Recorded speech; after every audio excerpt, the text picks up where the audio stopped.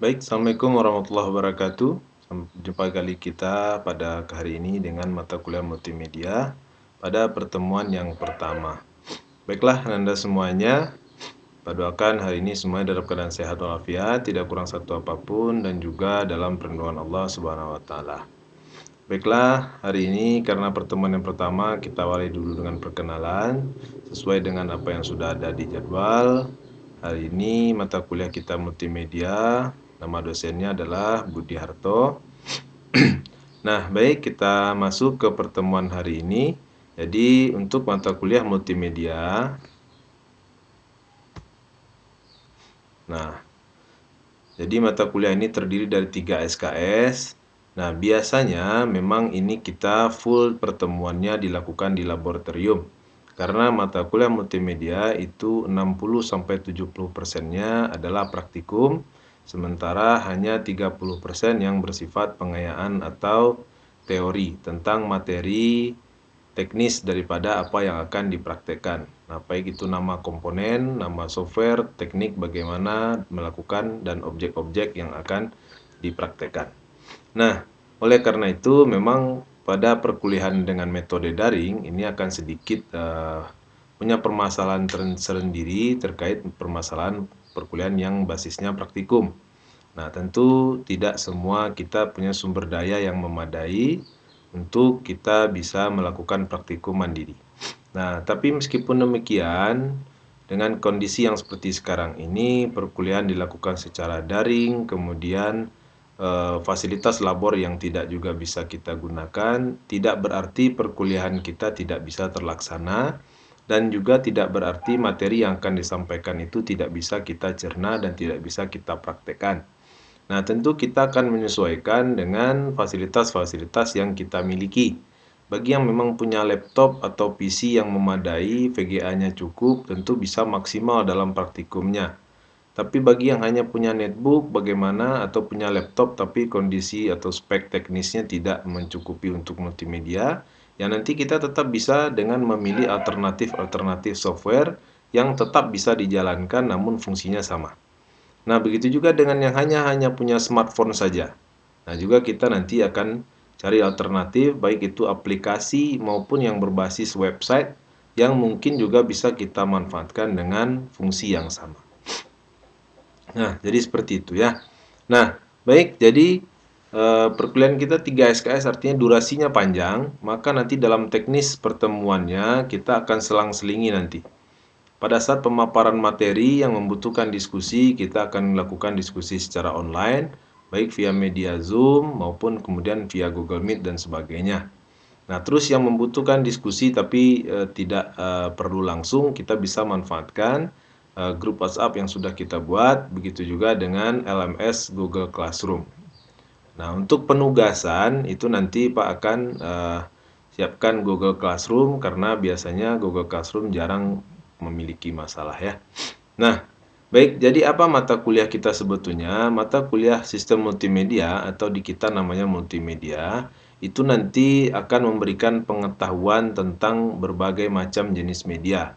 Nah, kurang lebih di sini ada 5, yaitu teks, gambar, audio, video, dan animasi. Kurang satu ya. Nah, jadi animasi. Nah, nanti yang dibahas apa? Tentu pertama dari jenis-jenisnya. Dari jenis itu ketemu karakteristik, ciri-ciri masing-masing media tersebut. Kemudian cara manipulasinya masing-masing media tersebut, cara penyimpanan, cara distribusi, dan juga bagaimana nanti penyebaran atau hasil karya yang dihasilkan dari media tersebut. Kemudian, nah ini yang paling penting. Nah, kenapa Pak sebut paling penting? Karena jika kita mengetahui tujuan, maka sebetulnya target kita adalah tujuan tersebut. Tidak penting jalannya apa, medianya apa, caranya bagaimana, tapi yang paling penting adalah tujuannya itu tercapai. Nah, apa tujuan kita di sini? Yang pertama adalah mahasiswa mempunyai pemahaman. Nah, kenapa pemahaman? Ya, karena inilah pengetahuan dasar itu di sini. Apabila kita sudah paham akan satu topik, maka untuk mengembangkannya itu akan mudah. Tapi jika kita tidak mampu mencoba memahaminya, maka itu akan sulit saja. Memahaminya sulit, mempraktekannya sulit, mengembangkannya sulit. Nah, maka pertama kita paham dulu. Nah, siapa yang bisa paham? Tentu yang pertama, orang yang punya ketertarikan. Jadi munculkanlah ketertarikan Anda terhadap multimedia, maka kemudian dengan itu kamu akan mencoba memahaminya dengan berbagai cara.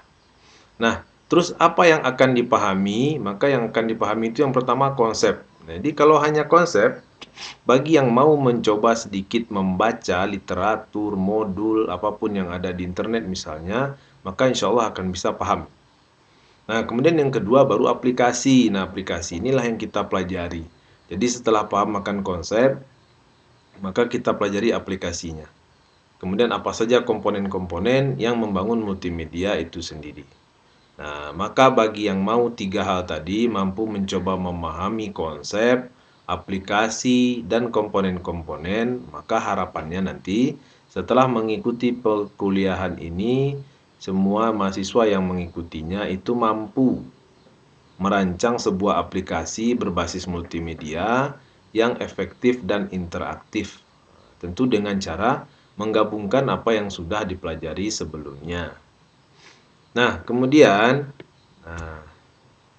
terkait dengan aturan-aturan perkuliahan sebetulnya berlaku sama saja seperti perkuliahan pada umumnya. Baik itu absensi, kehadiran, dan segala macamnya. Nah, semua aspek-aspek yang dinilai itu juga sama. Cuman memang keadaannya akan sedikit berbeda pada saat kita kuliah normal biasa, tatap muka dengan perkuliahan yang dilakukan secara daring. Nah, contohnya kehadiran dan keaktifan. Kalau hari-hari bertatap muka itu tentu dilihat langsung bagaimana kehadiran dan keaktifan.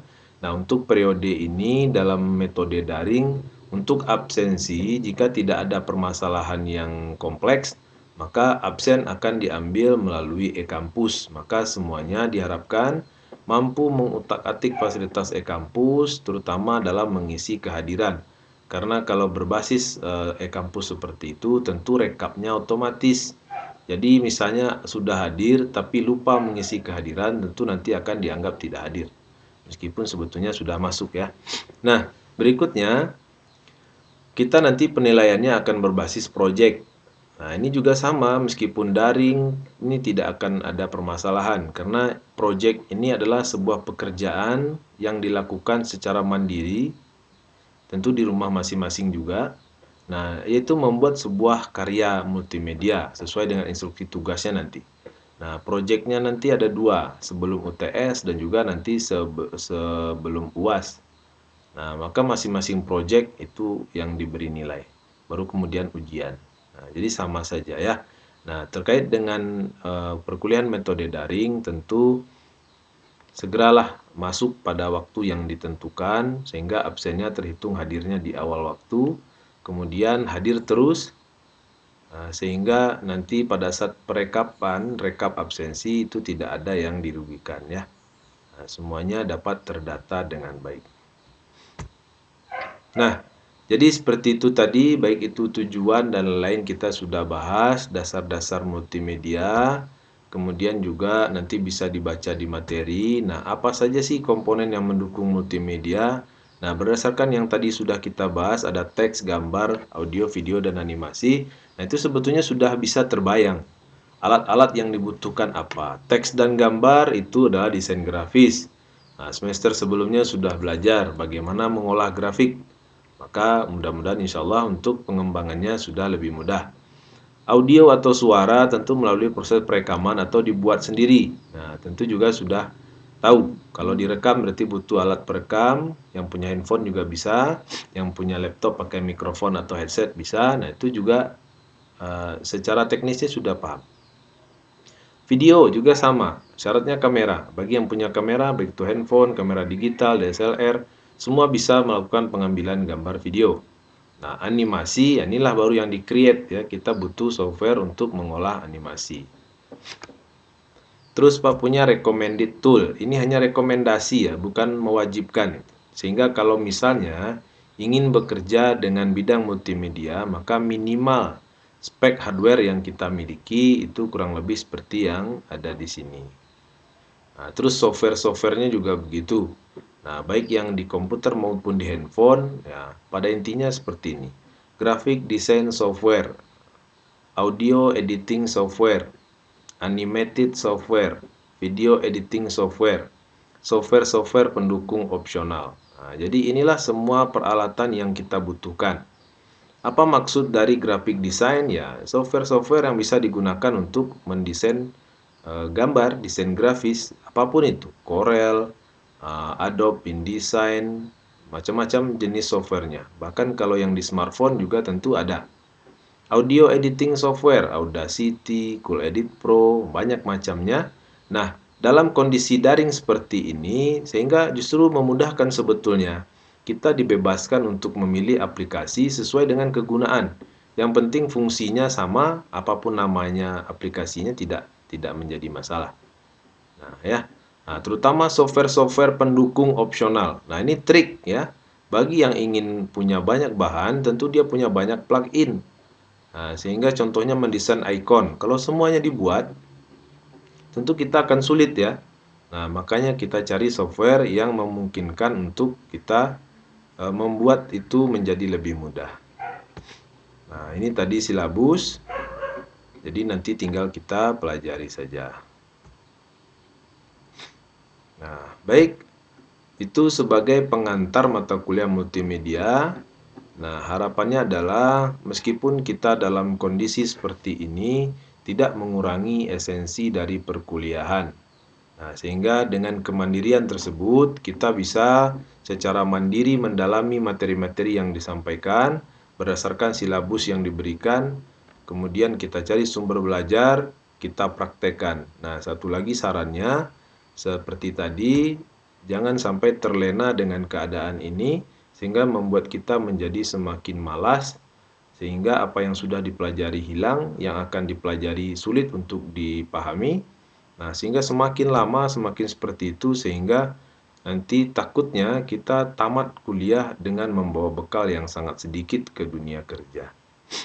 Nah, ya, kemudian sedikit lagi. Jadi multimedia itu ada dua sebetulnya. Pertama itu disebut dengan linear, kedua interaktif. Ya, ini jelas saja. Yang interaktif berarti melibatkan penggunanya. Yang linear berarti ya penggunanya menonton saja. Bisa berbentuk TV dan film atau siaran-siaran radio ya. Sifatnya penggunanya hanya mendengar saja. Tapi begitu penggunanya bisa ikut terlibat, maka di situ sudah disebut interaktif. Meskipun penggunanya hanya misalnya seperti game yang pakai remote, hanya menekan remote saja, itu pun sudah disebut interaktif. Menggerakkan objek, ya. Kalau misalnya siaran radio dengan membuka line telepon interaktif, sehingga bisa bertanya dan si pemberi penyedia layanannya bisa menjawab, nah itu juga sudah disebut interaktif. Tapi kalau hanya menonton, mendengarkan saja, itu masih disebut dengan multimedia linear.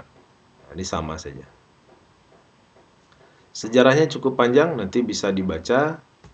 Kemudian komponen multimedia seperti yang tadi sudah Pak bahas. Jika berbicara tentang multimedianya, maka komponennya 5. Teks, grafik, audio, video, dan animasi. Tapi begitu bicara tentang sistem, maka kelima-limanya tadi tidak akan bisa diolah, tidak akan bisa digabungkan, tidak akan bisa diedit tanpa menggunakan sebuah peralatan komputer. Nah, maka ditambah satu lagi peralatan komputer interaktif, barulah dia jadi sebuah sistem multimedia.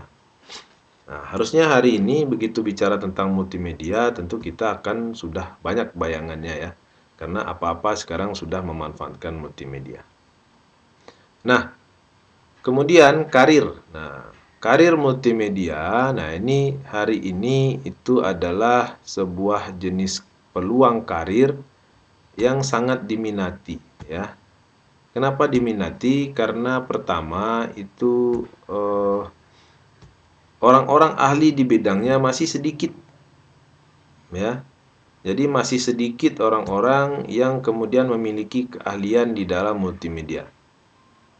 Nah, oleh karena itu makanya karir sebagai multimedia ini masih sangat menjanjikan, terutama kalau hari ini bekerja di pertelevisian ataupun bekerja di bagian penyedia layanan online. Nah, itu membutuhkan multimedia kreator. Apa contohnya ya? Di production house PH, post production house, TV broadcast, industri film dan game. semuanya butuh orang-orang multimedia, tentu dengan spesifikasi keahliannya masing-masing. Ada yang bagian desain, ada yang bagian suara, ada yang bagian tampilan, 3D, dan sebagainya. Nah, oleh karena itu, memang mata kuliah ini banyak pertimbangannya. Yang pertama tadi ketertarikan, yang kedua tentu bakat, ya. Yang ketiga, dengan adanya bakat ditambah ketertarikan tadi, maka dia akan mau belajar sehingga menjadi profesional. Nah, oleh karena itu, ya kita bergantung kepada hal-hal tadi. Nah, jadi karena bergantung kepada kreativitas, sehingga yang dinilai itu adalah memang objek-objeknya, bukan dari jenis hasilnya. Nah, oke, jadi seperti itu sebagai pengantar dari mata kuliah multimedia. Nah, nanti pada prakteknya nanti pertemuan berikutnya kita akan siapkan berupa modul-modul sehingga dalam memahami materi yang dibahas harusnya akan menjadi lebih mudah. Ya, sampai jumpa pada materi berikutnya. Jangan lupa siapkan diri, siapkan mental, fasilitas dan sumber daya yang ada. Semangat untuk belajar, kemudian tumbuhkan kemandirian untuk bisa mencari sumber-sumber belajar yang tepat, menggunakan aplikasi-aplikasi yang tepat dengan sumber daya yang ada, baik itu smartphone, laptop maupun komputer PC. Yang penting, meskipun dengan keadaan seperti ini kita tidak patah semangat, justru kita lebih bersemangat lagi untuk bisa memahami apa materi yang akan kita bahas dan kita praktekkan. Baik ya, sampai jumpa. Terima kasih. Assalamualaikum warahmatullahi wabarakatuh.